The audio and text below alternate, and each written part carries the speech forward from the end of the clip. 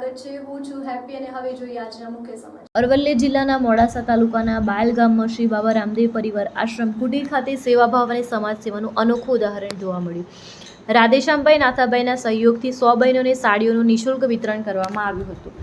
કાર્યક્રમમાં વિવિધ સમાજના આગેવાનો મોટી સંખ્યામાં ગ્રામજનો ઉપસ્થિત રહ્યા હતા। મોડાસા તાલુકાના બાયલ ગામમાં છેલ્લા 20 વર્ષથી કાર્યરત શ્રી બાબા રામદેવ મંડળ દ્વારા દર વર્ષે સમાજ સેવાના વિવિધ કાર્યક્રમનું આયોજન કરવામાં આવે છે। આ વર્ષે પણ દાતા રાધેશ્યામભાઈ નાથાભાઈના સહયોગથી ક્ષત્રિય સમાજની 100 બહેનોને સાડીનું દાન કરવામાં આવ્યું હતું।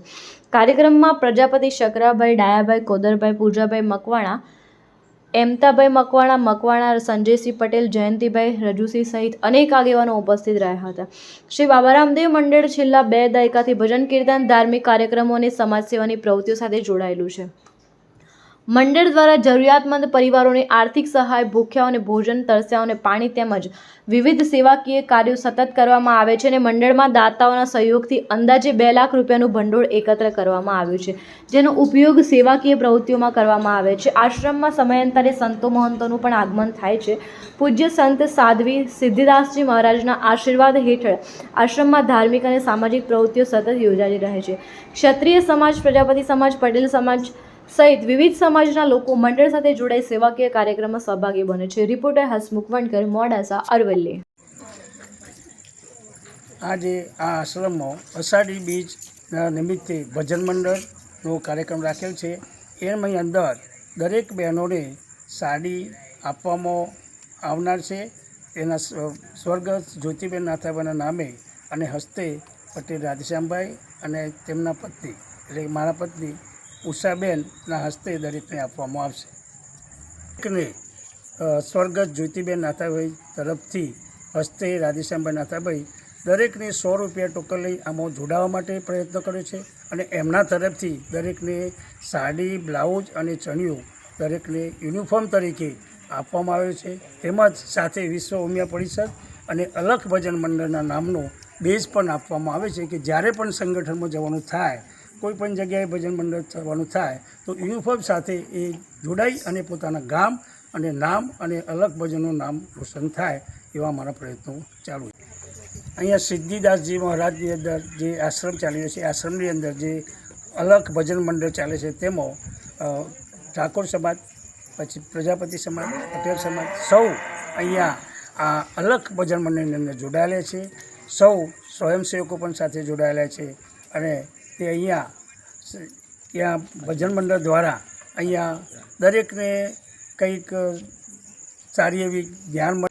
મારું નામ પટેલ રાધેશ્યામભાઈ નાથાભાઈ, હું બાયલ ગામનો વતની છું। અહીંયા પૂજ્ય સંત સાધ્વી શ્રી સિદ્ધિદાસજી મહારાજ જેઓ એમ પાલડીના વતની છે, તેમણે અહીંયા આશ્રમમાં અમે ભૂમિદાન તરીકે પટેલ રાધેશ્યામભાઈ નાથાભાઈ, પટેલ રાજેશભાઈ નાથાભાઈ અને મકવાના સંજયભાઈ, રજુભાઈને અહીંયા ભૂમિદાન કરી અને આશ્રમ અહીં બનાવ્યો છે અને અહીંયા અમારે એક અલખ ભજન મંડળ ચાલે છે, મહિલા મંડળ, એમના અમે સહયોગી છીએ। સૌ સ્વયંસેવકો કે જે જયંતિભાઈ, પછી અહીંયા શકરાભાઈ સૌ સાથે મળી અને આ ભજન મંડળની અંદર સહયોગી થાય છે અને ખૂબ સરસ અને ઉત્સાહથી અહીંયા ભજન મંડળ બહુ ભજન રજૂ કરી અને પ્રેરણા મેળવે છે। નામ ઉષાબેન રાધેશ્યામભાઈ પટેલ છે। હું બાયલ ગામની વતની છું। ઉમિયા વિશ્વ પરિષદમાં જોડાયેલી છું। મારા હેમલબેન સંજયસિંહ છે। હું બાયલ ગામની વતની છું। અમારા ગામમાં અલગ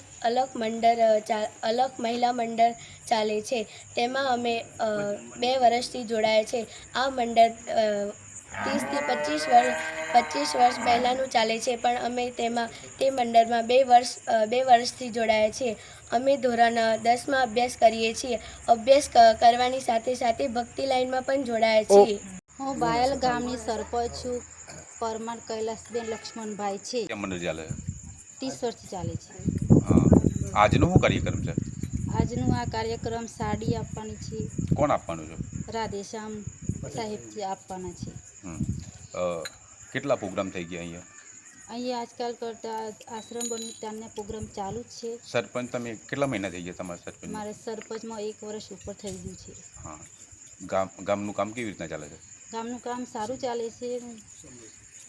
આજકાલ તો સમૃદ્ધ મન બનાવ્યું છે સરપંચમાં, પણ ગામનો બહુ સપોર્ટ છે મારા માટે, ભાઈઓ અને બહેનોને, એટલે ગામમાં મારું સારું કામ ચાલે છે.